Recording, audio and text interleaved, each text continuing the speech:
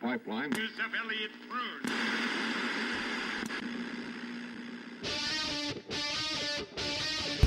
Hey, yo.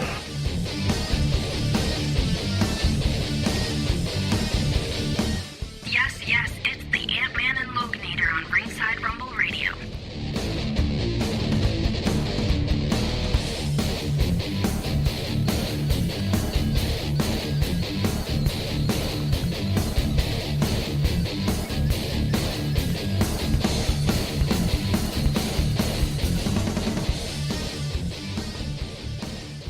Have returned, everybody. It is Ringside Rumble Radio here on Spreaker.com, iHeartRadio, TuneIn, Stitcher, Spotify, Audio Boom, Radio Public, and iTunes. Follow us on Twitter at Ringside Rumble and on Facebook at Facebook.com/Ringside Rumble.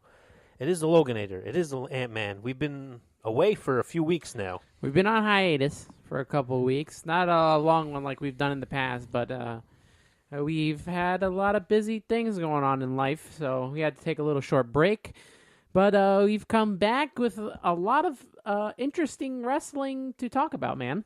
It's been very interesting these last couple weeks between people leaving, the whole... we have cruises going on, we have women taking over. Let me just tell you, Evolution, if you didn't watch it on Sunday night, you missed one hell of a pay-per-view. People were already saying that this was probably the pay-per-view of the year. And, I mean, it just kind of blew me away. When I first said, okay, Evolution, we were all excited about Evolution. And then finally, when the time came around, they kind of pushed the women to the back. They weren't really promoting it. We tweeted a few days before the event that on StubHub you could get tickets for $9 to go to Nassau Coliseum to see this event. So we kind of were laughing about it, like, wow, this is really sad. They're really not pushing it. But I gave it a chance. I know you were busy on Sunday night, but I gave it a chance. And when I texted you, I said, man, you missed one hell of pay-per-view.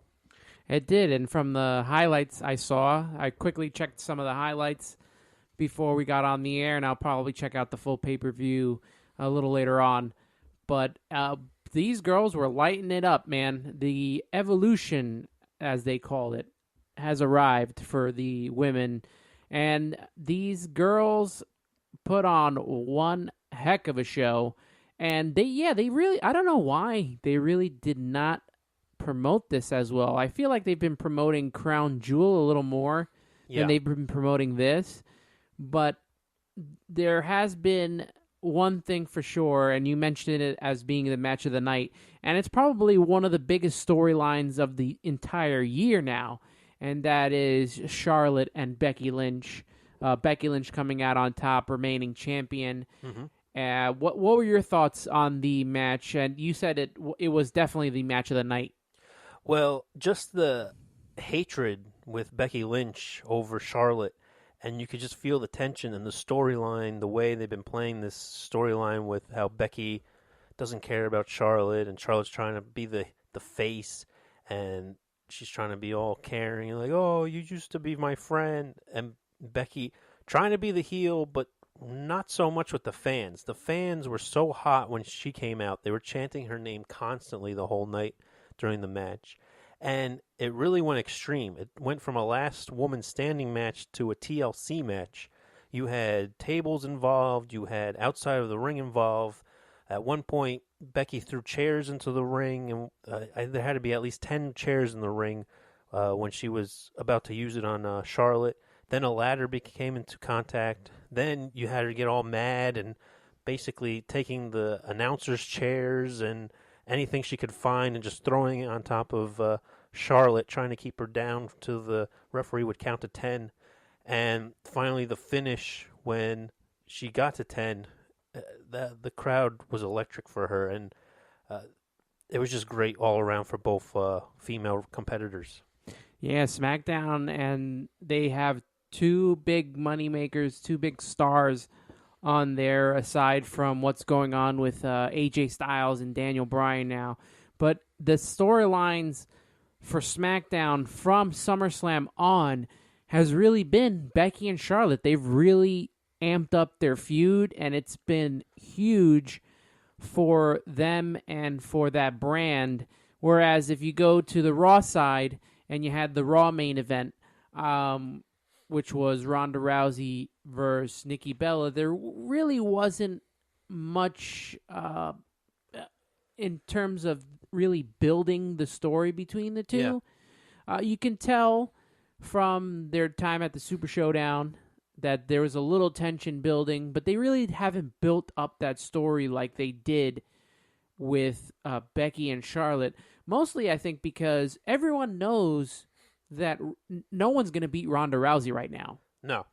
So, and Nikki was just being thrown in there for fodder. Mm-hmm. So that main event went through. But you know what? I'm going to give Nikki Bella some credit here. She has improved so much in that 1 year. I think that year where she was the Divas champion, that was pretty big for her. Because I feel if she doesn't get that title, she's not the main focus of the at the time, the Divas division. And she doesn't get to, I guess, mature as a professional wrestler. And she's come such a long way in that time that she is very formidable to go up against.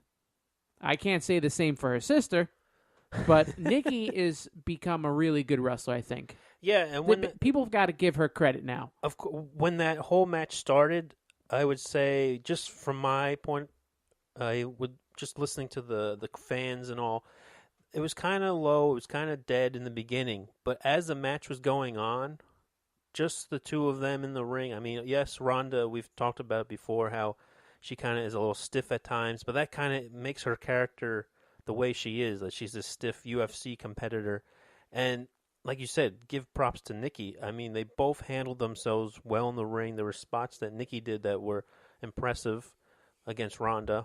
And the finish, I first of all, when she grabbed Nikki and then you had Brie on top of Nikki and she went for the double slam, at first I thought she was going to do an F5. I'm like, are they really going to give her this move now, trying to make her the female version of Brock Lesnar? But thankfully they didn't.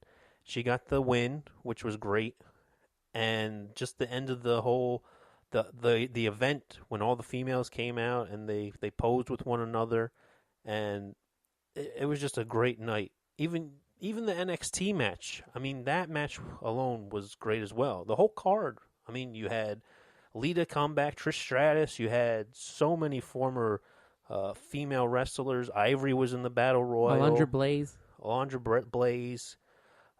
Tori Wilson.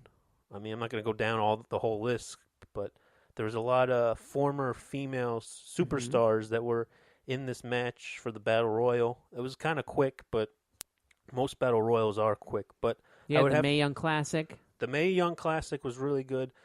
These two performers, I think, are we'll probably see them in NXT very soon. And also that the people that get overlooked, also Sasha Banks, Becky. Not Becky, Bailey. And Natalia.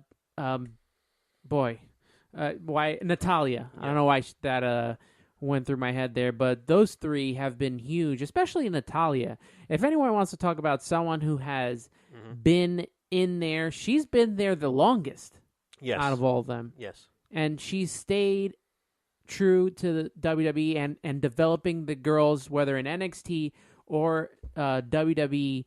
She is definitely one of those pioneers of the women's division, and just to see her be a part of something that I feel like she really helped build was a great moment, and they got the win over the Riot Squad, who in their defense are becoming a very formidable team themselves. I think eventually we're going to need a tag team championships for the women. I think you're right. There were many comments on the internet about that. Possibly coming to be down the line. But you brought up Natalia and Bailey and Sasha Banks. And what was great about that match, I mean, overall, all the competitors did one hell of a job.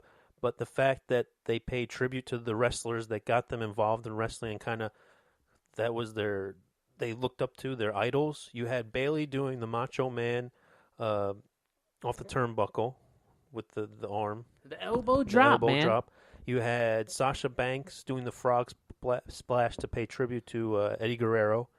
And then you had Natalya, who paid tribute to her uncle and her late father when they did the heart attack move in the ring, which I thought was really cool.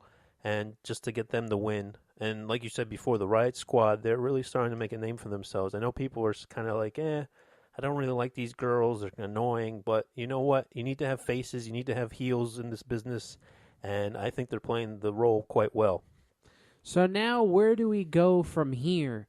From WWE Evolution, will we get another pay-per-view for the women?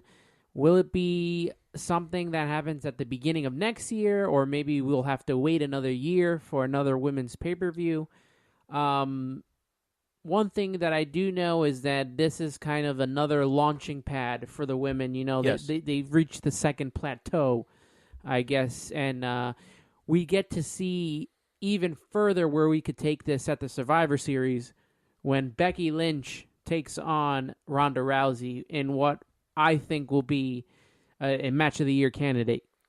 Now, I think I'd like to see them go one-on-one. I think it will take away value from either one of them since they both hold the titles. I personally would like to see a traditional Survivor Series and maybe down the road, because there is a few weeks left, maybe bring in a few other competitors and say, okay, well, I'm on SmackDown, you're on Raw, we're going to go do the whole 4-on-4 type of deal, Team Ronda versus Team Becky Lynch. But somehow I don't see that. I feel they're going to go the one-on-one route. But as you said before, going from here, I think they really need to capitalize on this. The buzz with this event the other night was so positive. I mean, people were very pleased with the event.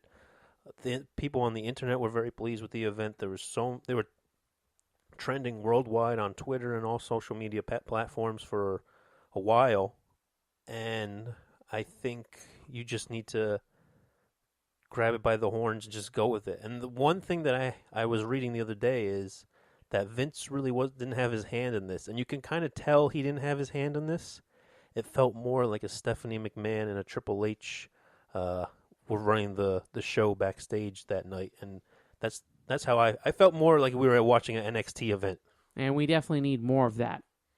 We definitely need Agreed. more of them starting to take over the everyday, I guess, organization of running a Raw, SmackDown, the women's division. Imagine what the cruiserweights could be if it was run by Triple H. Because I got to tell you, one of the best things I watched last year was the Cruiserweight Classic. And then they come over to the WWE, and it's nothing now. And then they're gone. Absolutely nothing. And they're like the C show. So I hope the women actually, eventually, it'd be nice to see them get their own show. I think that's the next step for the women. Maybe not even going to a pay-per-view, maybe having that one pay-per-view a year, but to have maybe a weekly show on the WWE network for the women. They have a whole bunch now. They could have some of the girls from NXT. They have NXT UK. They have all the girls from the Mae Young Classic. I think they're building the roster for the women. As you've seen, they signed Chelsea Green. Mm-hmm. They signed Mia Yim. Yep. And I think that the building of this roster is going to continue, and maybe we'll finally get a tag team championships. Maybe they'll get a show. I think they've earned that, and they've worked so hard, and the process would go a whole lot faster with Stephanie and Triple H in charge of it. Mm-hmm. Because, you know, anytime you see the women on Raw, it's these short 3-minute, 4-minute segments. Even on SmackDown, they're short segments. They don't really get a lot, and you know, when you have a 3-hour Raw, you have to wonder, why aren't the women being shown more? Well, they're going to go to 4 hours soon, and then they'll have beyond. I'm just messing with you. Oh, boy.